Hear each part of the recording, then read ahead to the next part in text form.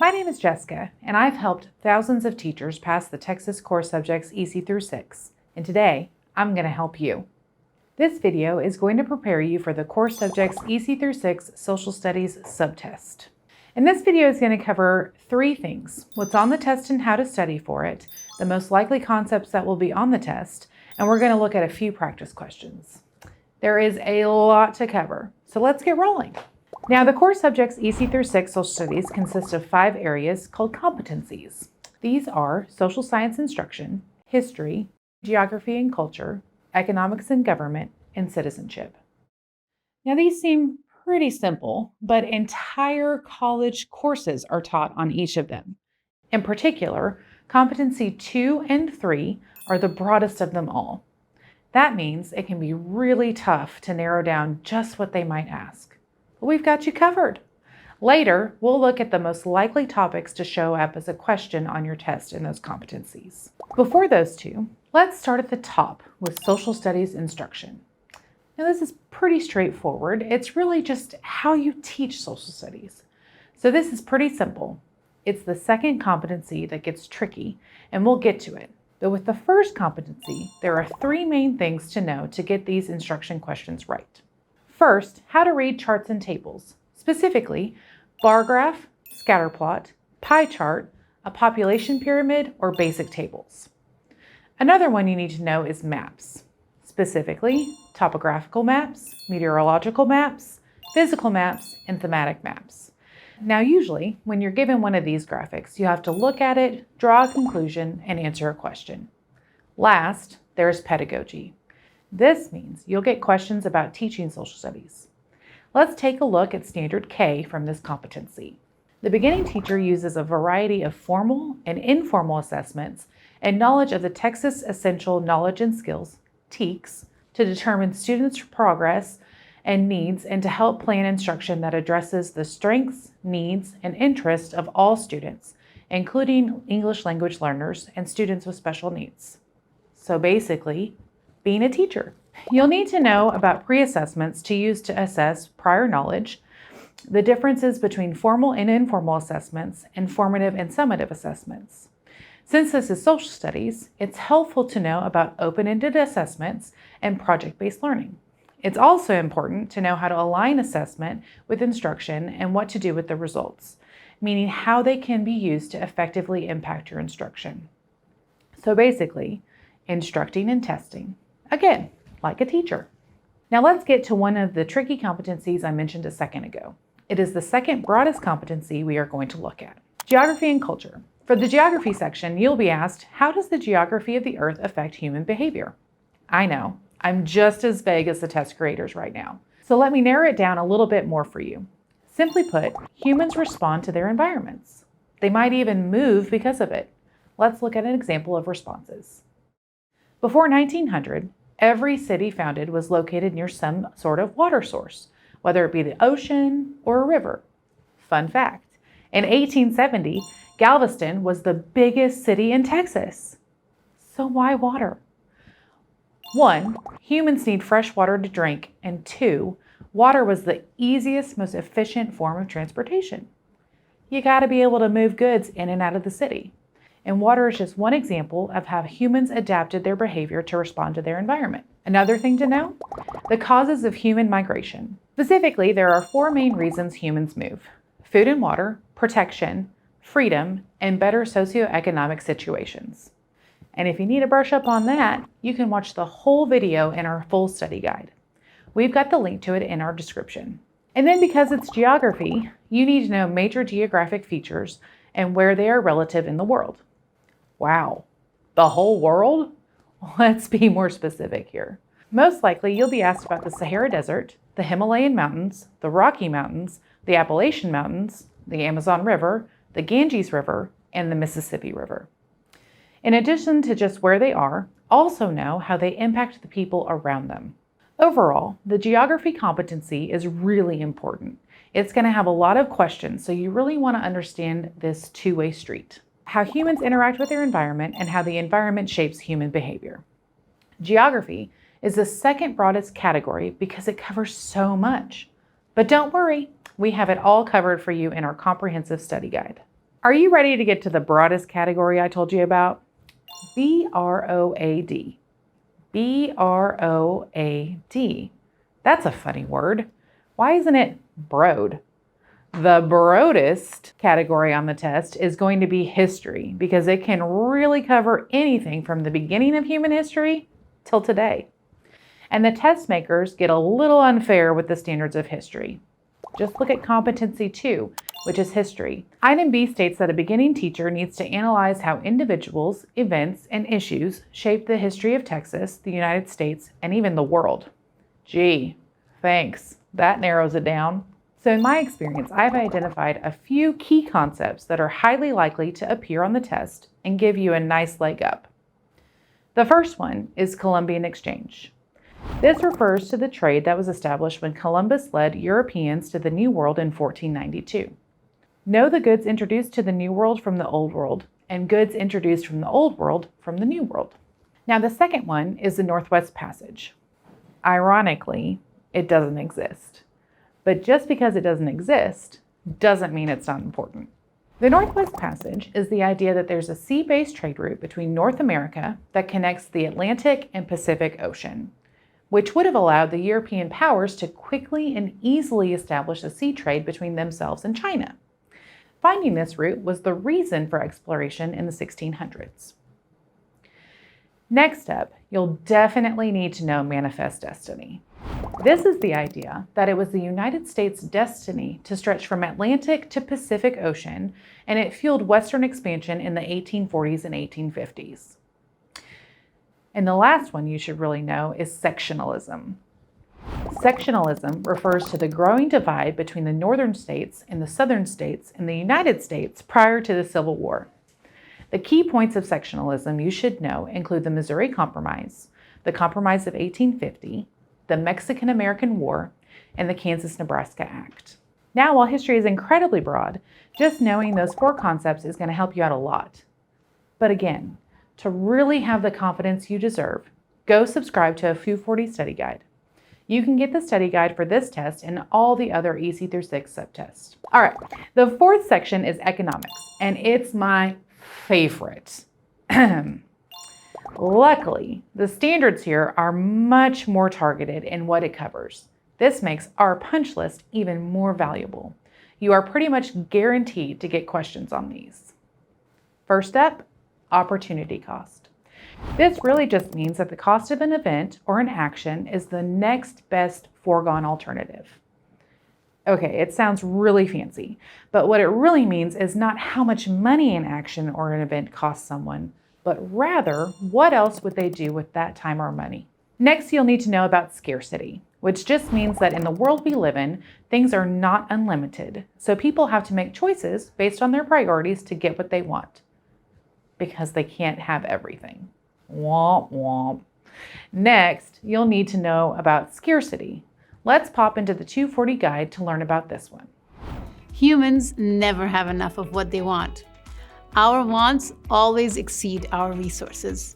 Even the richest man in the world only has 24 hours in a day. This creates scarcity. Fabulous! I do still wish I could get everything I want though. Related to scarcity, the third is supply and demand. It's a really basic economic concept. In short, it says that economic activity is based on 2 forces, the supply of a good and the demand of a good. Hence, the principle of supply and demand. Really creative naming skills, those economists. Anyway, generally, when demand goes up, price goes up. So the supply of that good will go up. When demand goes down, price dips, and the supply of that good goes down. And when economists say supply, they mean the amount that is supplied, as in the amount made. So when demand goes up, people make more of what's in demand. Price, demand, and supply all impact each other. Let's look at how my curriculum team explains it. If prices go up, demand goes down. If prices go up, supply goes up. The 4th thing to know is comparative advantage. Basically, some people, businesses, or nations are better at producing a certain good, and so they can produce it more easily, cheaply, or just plain better than other countries.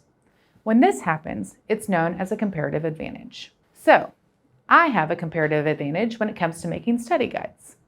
Mine are just plain better. Almost done. Next, the monopoly and oligopoly. And no, I don't mean the board game. A monopoly is where a firm or business has complete control of a market. It can set whatever price it wants. Why? Well, you have no other option. Similarly, an oligopoly means that there's just a few businesses or firms that compete against each other, and sometimes they collude or they work together to set prices artificially high. One more, mercantilism. Man, this is an old one. Mercantilism says that a country's power is measured in how much gold it has. Wait, gold? Money isn't even gold-backed anymore. Well, mercantilism was the prevailing economic philosophy for almost 300 years, between 1500 and 1800. This philosophy drove a lot of decisions during the Age of Exploration, and those are the biggies to know about economics. Okay, but since it's my favorite, and these terms will come up, let's see if I can use them all in one example. When mercantilism was hot, countries wanted gold, so the demand was high, and thus the opportunity cost of anything else was not getting gold. But gold is pretty scarce. You got to be smart on how you use it. The Netherlands had such a comparative advantage on naval trade that they basically became a monopoly and got to set prices. See? It's my favorite. And finally, let's look at Competency 5, Government and Citizenship. By this point, it probably doesn't surprise you to hear that a lot is covered in the descriptive statements. But I'm going to hit some of the highlights with you. I got you. The first concept of government we'll discuss is the Articles of Confederation. This was the first governing document that bound the United States states together. But it was not great. The Articles created a weak federal government that couldn't respond to the challenges of the new nation. They were eventually replaced by the Constitution of 1787. The next one is Common Sense, written by Thomas Paine in 1776. Common Sense was a pamphlet that encouraged and rallied support for the American Revolution. Now, the only non-American event on our list is the Magna Carta. It was an agreement between the King of England and the nobles of England. Why is this important to know? It's one of the first documents in history to limit the power of government. Another thing likely to come up on the test is the New Deal. You're thinking of, let's make a deal. The New Deal is a series of economic programs passed under President Franklin D. Roosevelt to help stimulate the American economy during the Great Depression. There are 4 constitutional amendments that are really likely to be on the test: the 13th, 14th, 15th, and 19th. The 13th, 14th, and 15th Amendments deal specifically with the issue of race in America, and they were ratified after the Civil War. These amendments outlaw slavery throughout the United States and make it illegal to prohibit someone from voting based on race or ethnicity. And the 19th Amendment enabled women's suffrage, which is the ability for women to vote. And if you don't understand each of these concepts, because you need to, use the 240 study guide. It'll save you a lot of time, a lot of money, and a lot of worry, and possibly your job. And finally, for government, I've got 4 court cases that are likely to be on the test. The first is Marbury versus Madison, which established judicial review. Now, judicial review basically states that the Supreme Court can strike down a law it deems unconstitutional. The second is the infamous Dred Scott decision, which said that slaves were property and not entitled to the rights and privileges of citizens of the United States. That was overturned after the Civil War. The third is Plessy versus Ferguson, which said that segregation in schools is allowed and constitutional as long as they are separate but equal. And last is Brown v. Board of Education, which overruled Plessy versus Ferguson by proclaiming that segregation of public schools was unconstitutional because separate educational facilities are inherently unequal. And those are the big things to know in Competency 5. Now that we've gone over some of the big concepts, let's look at some practice questions to show you how those concepts can appear on the test. If you want a lot of practice questions, you can click the free practice test below. At the end, you get a score report on how well you did on the test. Did I mention the 240 Study Guide has a money-back guarantee that you'll pass? Now for questions. Remember, for social science instruction, I told you most of the questions required analyzing a chart or graph or map. Let's look at how that is reflected in a question. Mrs. Sims wants to demonstrate to her students how the price of gasoline has increased over time. Which of the following graphs would best help Mrs. Sims visually demonstrate this concept? A bar graph, pie chart, line graph, or a population pyramid? Since the goal is to see change over time, choice C, line graph, is our best option. Now I have to admit, my first thought was choice A, bar graph. But when I click on that as I'm working through my study guide, I see that it's not the best choice. The best part is the answer feedback also helps me see why bar graph is not correct. Let's look at one from the geography and culture competency. Here's one of those tricky human migration questions. Which of the following best describes why European settlers in California chose to settle near the San Francisco Bay Area? Social Studies exam pro tip. Water is a big deal. One of the most important features when settling a new land is the creation of a harbor so that goods can be shipped in and out of the region. So when the first settlers arrived in California, one of their highest priorities was establishing a harbor for trade, and the San Francisco Bay Area is a natural harbor. That means the correct answer is A. Now for the broadest category, history. Which of the following best describes the primary goal of the first French explorers of North America?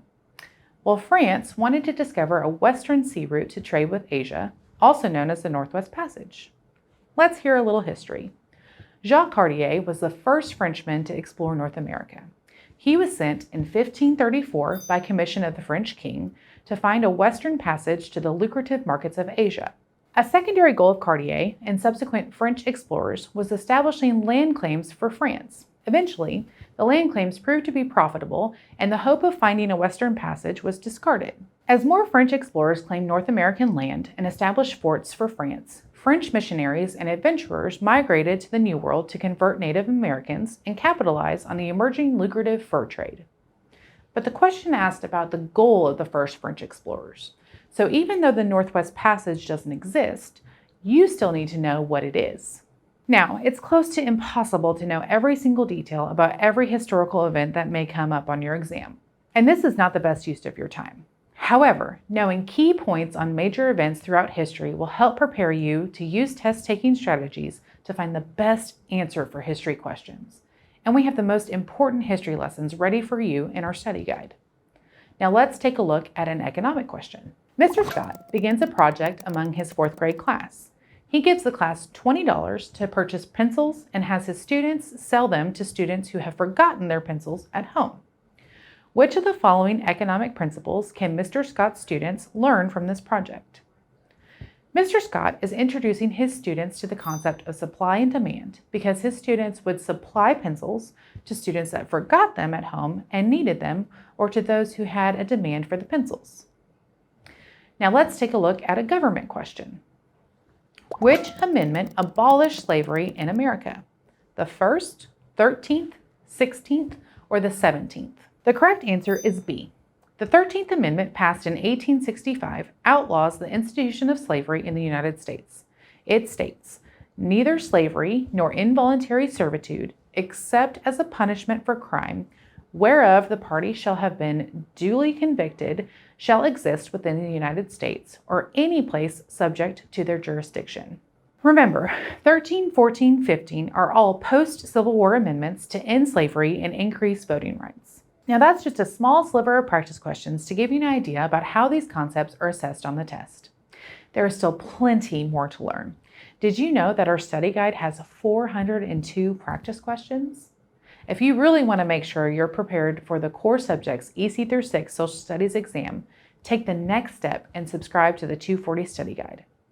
It has hours of videos, so you can watch and or listen while doing chores. It is test aligned with hundreds of practice questions, so you know precisely what you need to study. And it has the money back guarantee. So click the link below right now to get started.